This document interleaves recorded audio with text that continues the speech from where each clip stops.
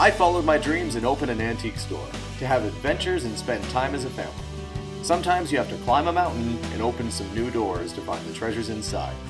This is our life, this is our adventure, and this is Curiosity Inc.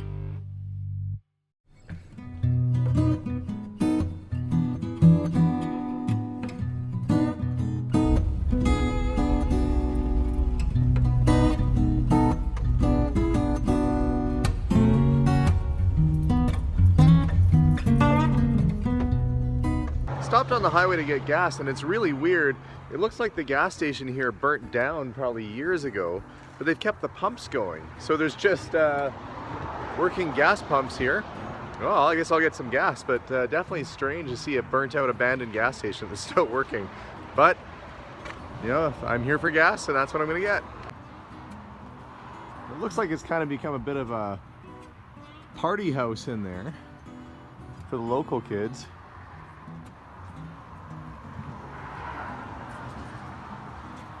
Definitely gutted inside, that's for sure.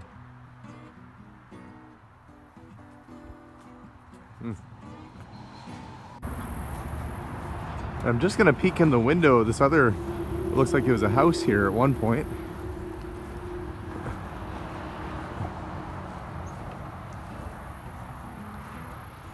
I'm not gonna go in, I'm just gonna peek. Well, it's an older building, it's lath and plaster.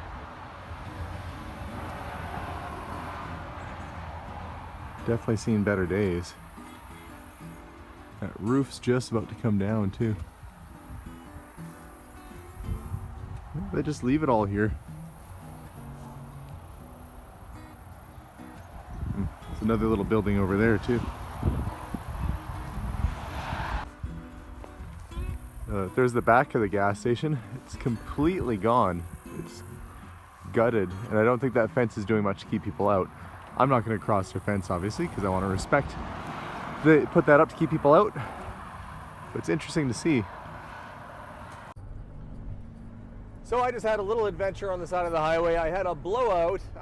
My driver's side rear tire blew completely wide open. Had that actually happen not too long ago. That was my spare that was on there, so I was hoping I'd get a little bit more life out of it than the week or so that I did. But thankfully, with the power of the internet, I was able to reach out to a store, a tire shop in a small town near where I'm going, and they have the tire size I need on hand, and they're standing by ready to put my spare back on the rim for me. So all should be well as long as I don't blow another tire between here and there. So let's hope everything, geez, there's no wood to knock on it here. It's all plastic and glass. I'm out of luck. Volkswagen, you got to put some wood in these cars. Anyway, knock on glass or whatever. Hopefully nothing happens and this thing stays in one piece by the time I get there. So I'm going to take it easy. I'm not going to put too much speed or weight in the back end. So hopefully everything's going to be all right. Well, that's it. The tire is at the shop. They're going to have it ready for me for tomorrow. So I can head back on the highway and get to the antique shop and do a little loading, come get it on my way back through. And we are back, and the goal is to get this building emptied out as quickly as possible because the roof is starting to fall in and not going to stand up much longer. Trees have grown up around the doors. I'm going to start today by looking in the back shed.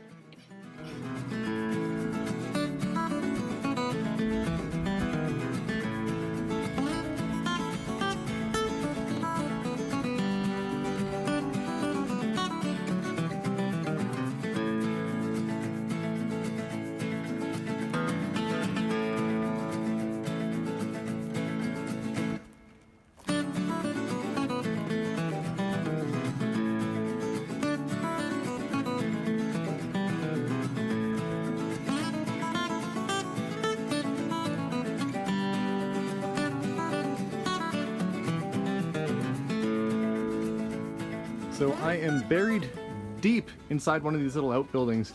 As you can see, there's stuff everywhere. So I'm kind of going through and seeing what's going to work for the shop and what won't, as usual. But this is going to take a really long time to go through. But it's so much fun. I got to be careful because I literally have no room to walk. I'll show you where my feet are. My feet are somewhere down here, and I have to walk kind of in and around this little pile here. Buried in antiques. Worst places to be. More sports cards. box is full of assorted stuff. Oil cans. Big old trunk. Made by the Dugabors. Interesting, so it'd be quality.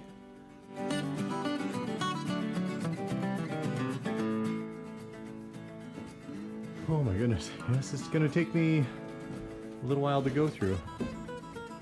More boxes. Corners full of stuff. Who knows what some of this is.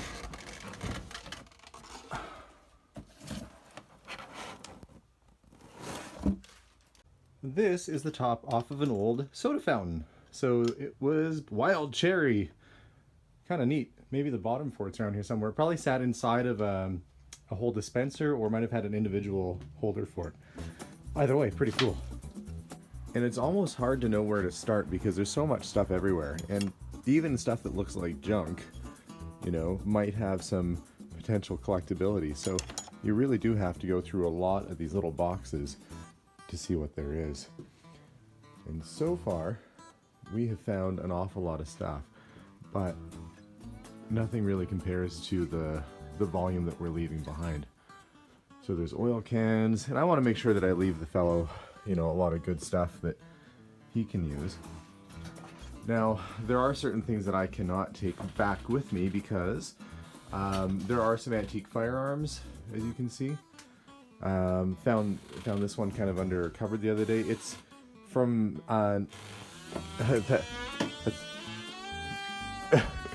that's ominous. Squeaky door. This is from 1900. I can carry weapons that are pre-1899 in the store because they're considered antique. This one is 2 years too new, which makes it, they consider it modern, even though it's over 100 years old. Which means that even though I'd very much like to take that back with me, I'm leaving it behind. There is a nice little table mount cream separator down there. You can kind of see there's the top. And just oodles of stuff. You know, and who knows what these, you know, probably parts of rocking chairs and things that he's keeping around. Coleman lantern. Right back there. So basically going to search through some of the little outbuildings here.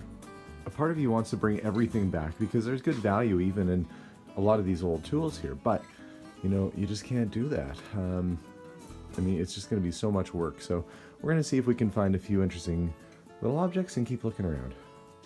And this is the one building that I kind of wanted to have a closer look at because there's so many boxes here that are unsearched, and a place like this you kind of want to make sure that you have a look at everything. So I'm gonna get the door open a little bit to get some light in here, and I'm gonna get digging.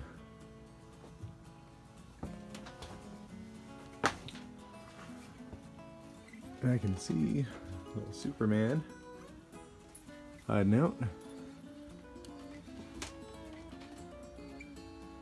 There's a lot of Coleman lanterns in here too. Military uniforms. More guns right along there. Just piles and piles of stuff. So let's see, what's this? That is, it's kind of dark in here, but CPR stands for Canadian Pacific Railway. So that's a signal lantern off a CPR.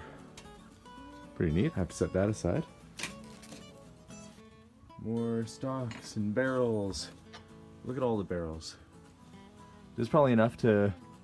Actually, those are complete guns. They're just... The bits and pieces are just all disassembled.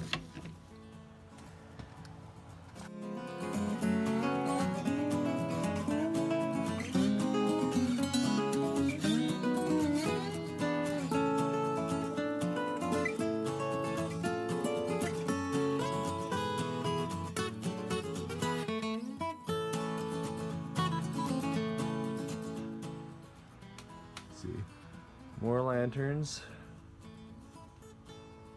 The lanterns in the box there. More Coleman lanterns. So you can see this is probably one of the rooms he kept all of his lanterns in. I'm just gonna motor oils. Check, see what's in there. And nothing. It's been emptied. That's disappointing. And you gotta be careful where you step because you don't want to, come across a mouse nest or anything.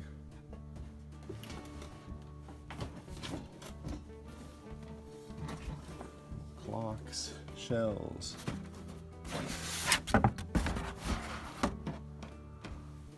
Pennants, old bottles. Well, it's going to take me a while to go through this stuff, but hopefully we'll find a couple treasures. Breathing oxygen. Well, it's pretty dusty in here. I'm going to need that. Let's see. More lanterns. Miscellaneous. That looks interesting.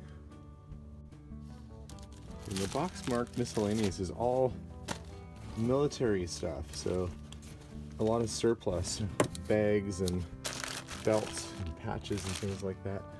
There are some ammo cases here. They just feel like they're empty. Yeah, they're empty.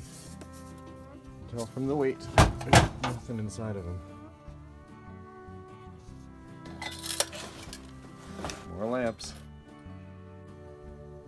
This place is really a time capsule. I mean, spider webs on everything. It looks like a movie set. Stuff's just been sitting for years and years.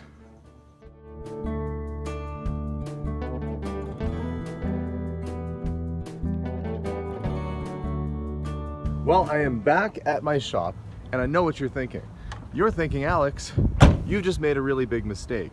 Where are you gonna fit all that stuff? Your store is an okay size, but it's not that big to fit a whole other antique store in. Well, I'm not worried, and let me tell you why.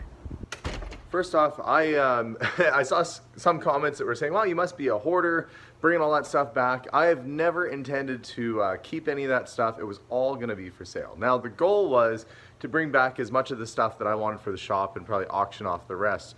But what happened was, I took back everything that I wanted and sold the excess stuff to an auction company out there who are going to move it and put all the labor in. They have a team of people, they have a warehouse, so now I don't have to worry about it at all. And in terms of the investment, a lot of people were asking, well, what did you pay for it? It doesn't really matter what I paid for it because I got exactly the same money back out of selling it to the auction house as what I paid for it the first time around, or very close to it. So at the end of the day, I got a truckload and a half full of stuff for free. So I can't complain about that. That's just good business. So the goal now is just going to be going through all the many boxes of stuff that I've brought back and trying to fit it inside my shop so that there's still, places to walk and I can merchandise and decorate and make it look nice in here. So that's what I'm going to show you today, some of the finds that we had, and kind of walk through the process of how to sort through a big collection like this.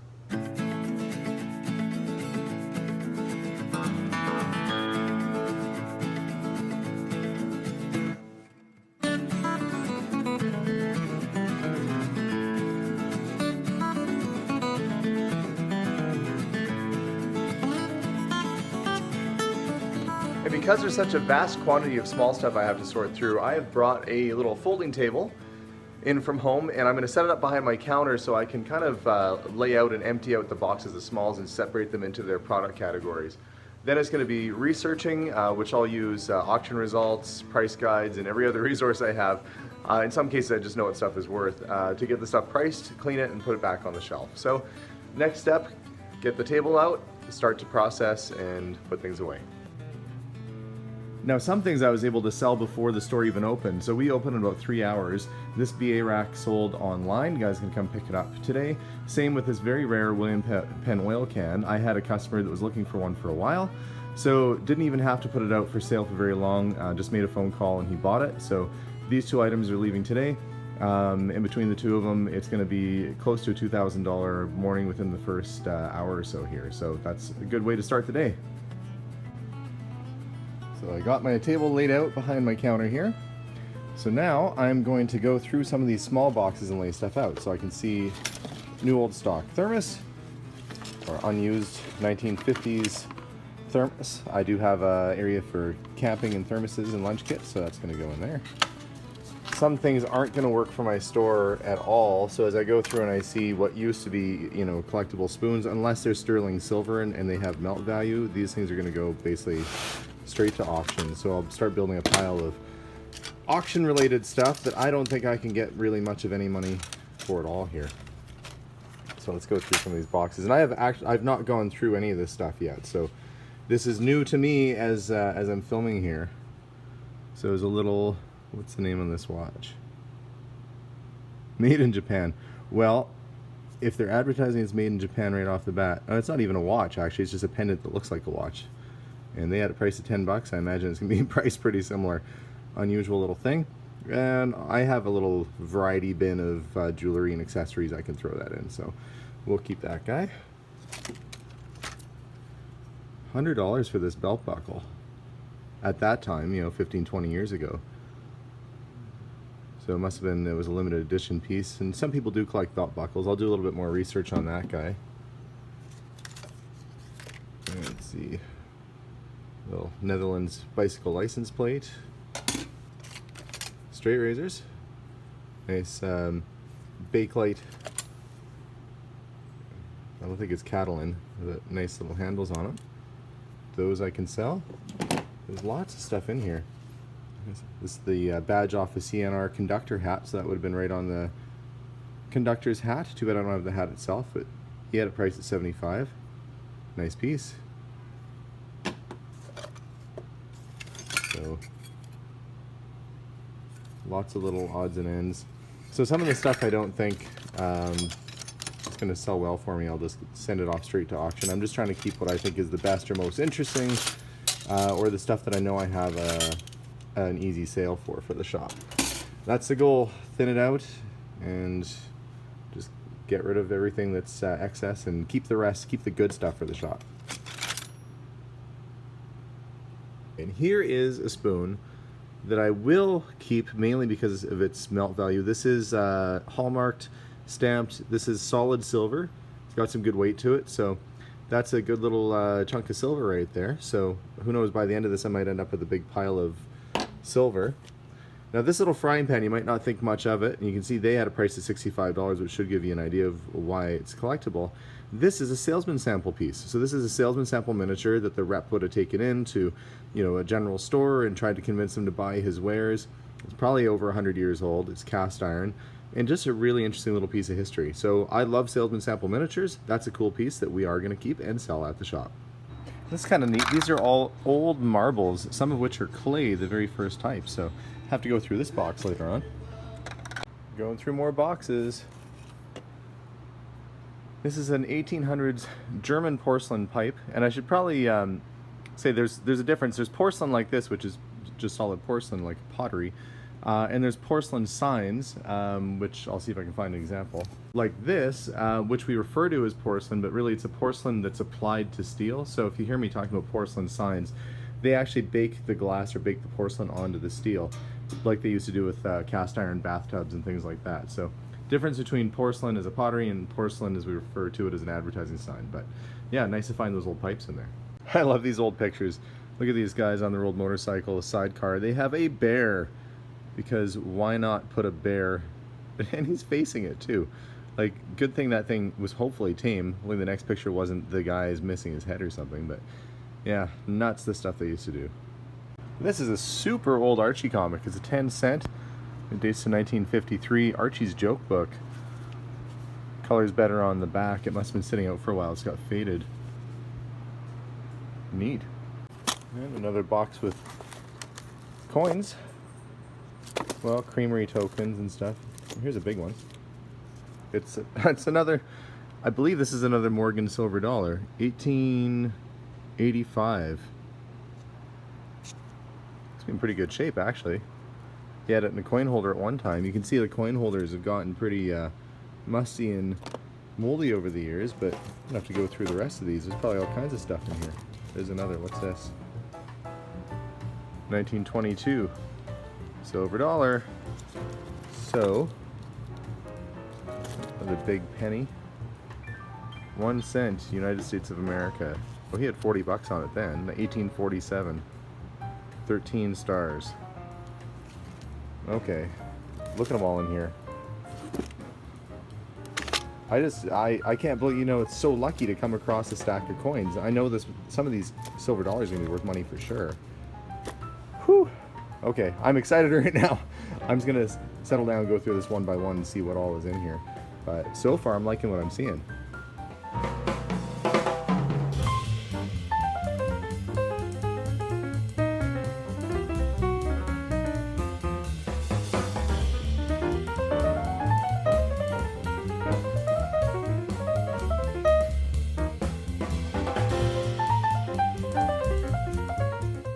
So it's all done. I don't have to go back to Saskatchewan to get the remainder of it, and I'm glad for the new owner that I left a lot of good stuff behind, because they will do well at their auction, and it saves me a lot of travel and a lot of expense. That said, I was able to bring a lot of stuff back to the shop that was great for me and things I know I can sell.